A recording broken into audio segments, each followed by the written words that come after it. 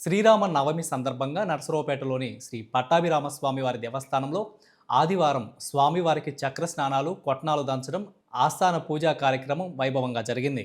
పూజా కార్యక్రమాలలో మాజీ municipal chairperson, ఆలయ వంశపారపర్య ధర్మకర్త నాగసరపు సుబ్బరాయ గుప్తా, శ్రీమతి అనురాధ దంపతులు పాల్గొన్నారు. కార్యక్రమంలో భక్తులు పాల్గొని స్వామివారి ఆశీస్సులు తీసుకున్నారు.